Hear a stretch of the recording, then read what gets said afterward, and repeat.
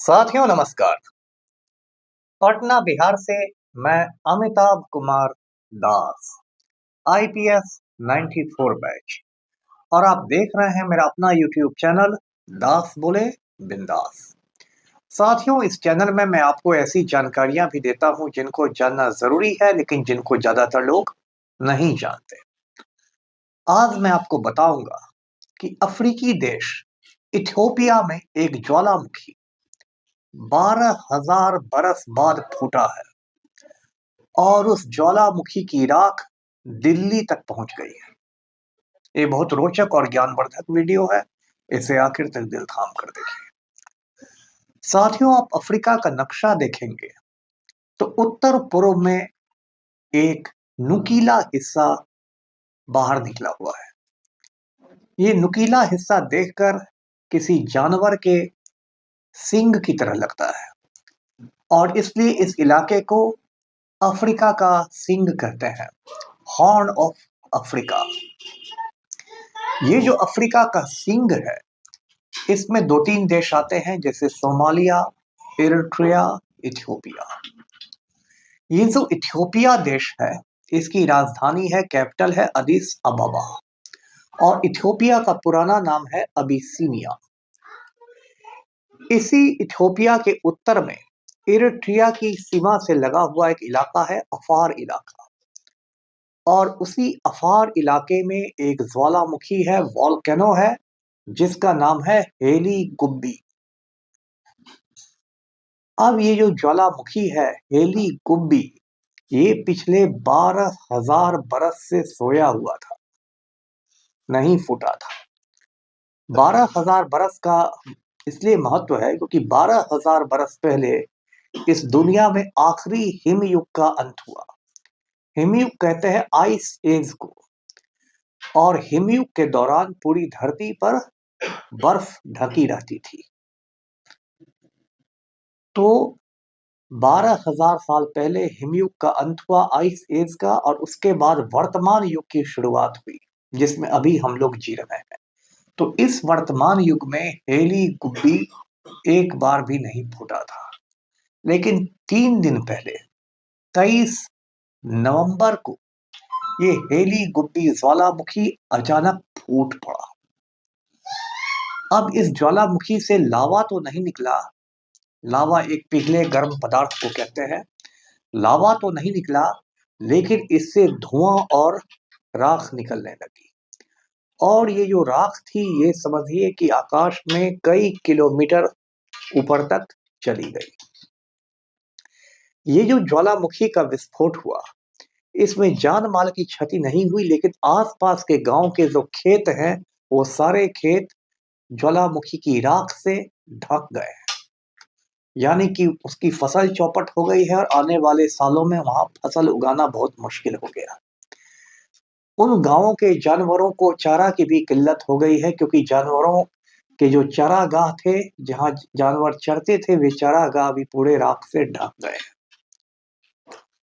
अब ये जो हेली गुब्बी की राख है, ये राख हवा के साथ उड़ने लगी और पहले इसने लाल सागर को पार कर लिया, रेड सी को।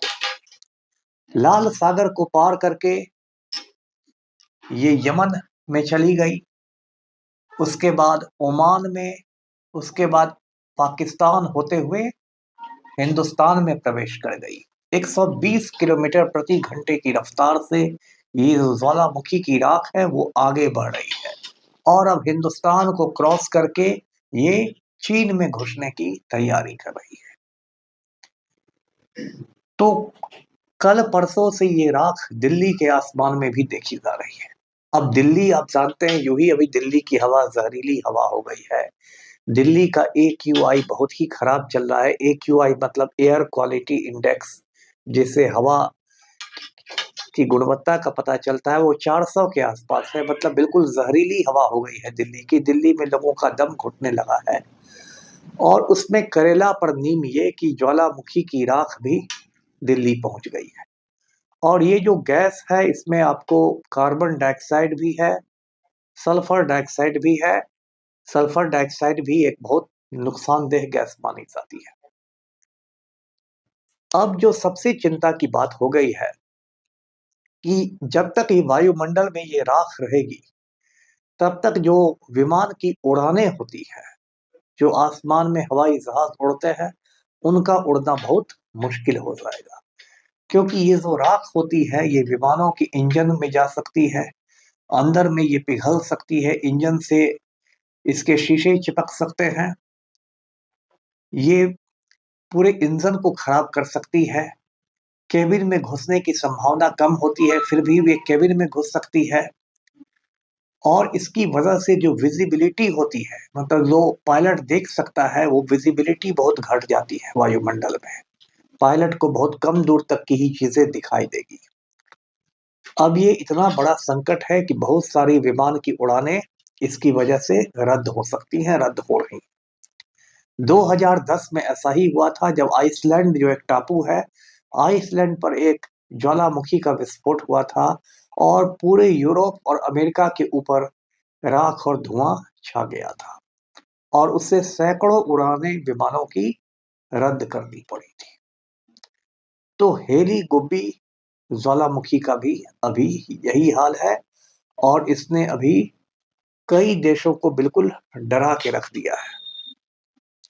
अब साथियों, जब ज्वालामुखी की चर्चा हुई तो कुछ मैं आपको भूगोल भी पढ़ा दूं।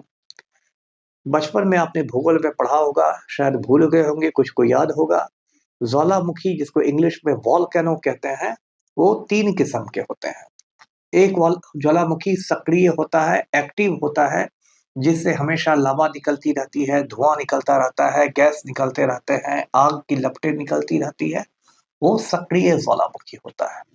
दूसरे किस्म का ज्वालामुखी होता है जो मृत ज्वालामुखी होता है, एक्सटिंक्ट हो चुका रहता है, और ये ज्वालामुखी से अब कुछ हलचल नहीं होती है। ज्वालामुखी का जो मुख रहता है, जिसको क्रेटर कहते हैं, उसमें पानी भर जाता है बरसात का, वो झील बन जाती है और ये ज्वालामुखी सिर्फ एक साधारण पहाड़ की तरह रह जाता है। कहने को ज्वालामुखी, लेकिन ये बिल्कुल किसी भी आम पहाड़ की तरह ये रह जाता है। तीसरे किस्म का और शायद सबसे खतरनाक जो ज्वालामुखी होता है, उसको सुषुप्त ज्वालामुखी कहते हैं हिंदी में, इंग्लिश में डॉर्मेंट वॉल्केनो कहेंगे।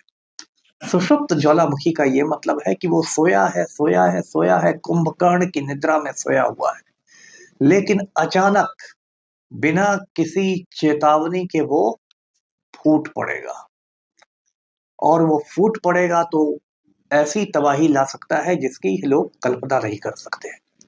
इतिहास के पन्नों में जाए तो एक बहुत बड़ी तबाही आई थी 79 ईस्वी में, 79 ईयर में। अभी सोचिए 2025 ईस्वी चल रही है, और जब ईस्वी 79 थी, यानी आज से 1900 साल से भी पहले, तो इटली में एक ज्वालामुखी फूटा था, माउंट वेसुवियस।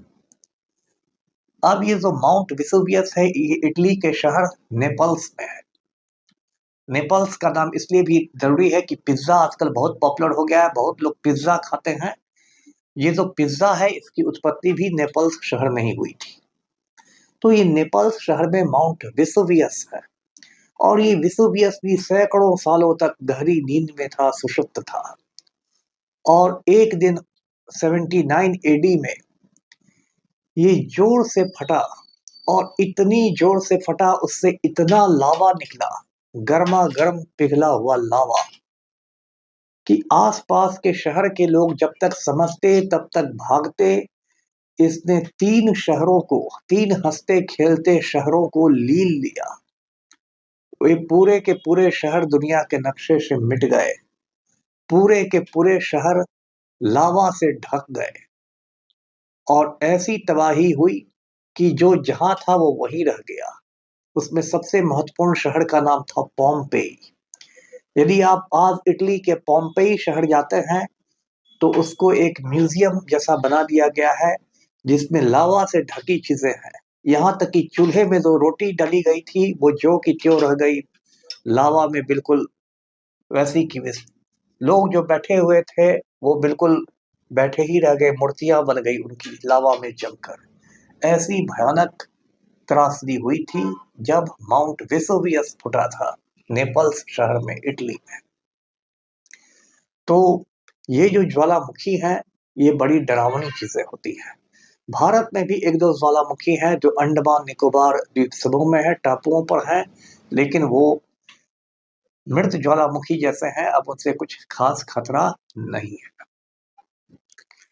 साथियों, जब ज्वालामुखी की चर्चा हुई तो एक मैं आपको दिलचस्प बात बताता हूँ। एक बहुत दिलचस्प किताब है जो हर किसी को पढ़नी चाहिए। वो किताब फ्रेंच राइटर ने लिखी थी, फ्रांस के एक लेखक ने लिखी थी। उनका नाम था जूल्स वर्न।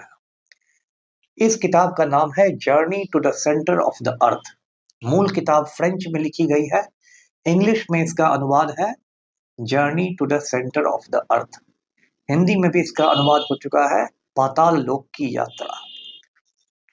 ये बहुत रोमांचक किताब है और इसमें दो तीन साथी हैं, वो एक मृत ज्वालामुखी के रास्ते से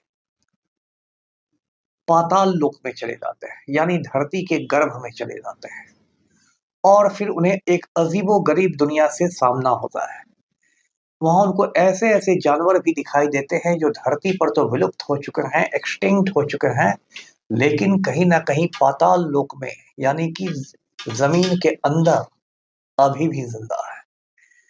यदि आपको कभी मौका मिले तो वो किताब जरूर पढ़िए, जूल्स वर्न की किताब। साथियों, ये जो हेली गुब्बी ज्वालामुखी फूटा है, इससे एक और खतरा बताया जा रहा है, क्योंकि उस इलाके में एक एर्ना एल नाम का भी वोल्केनो है पड़ोस में।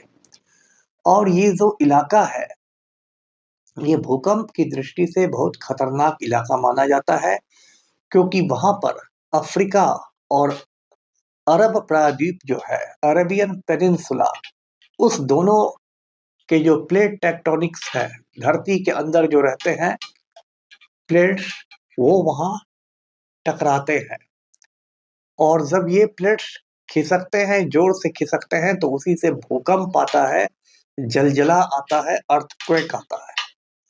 तो कुछ लोग हेली गुब्बी ज्वालामुखी जो फूटा है 12,000 साल बाद, इसको भी भविष्य के लिए एक खतरे की घंटी मान रहे हैं, और मान रहे हैं कि उस इलाके में हो सकता है फ्यूचर में कोई बड़ा भूकंप आ जाए, कोई बड़ा अर्थक्वेक आ जाए।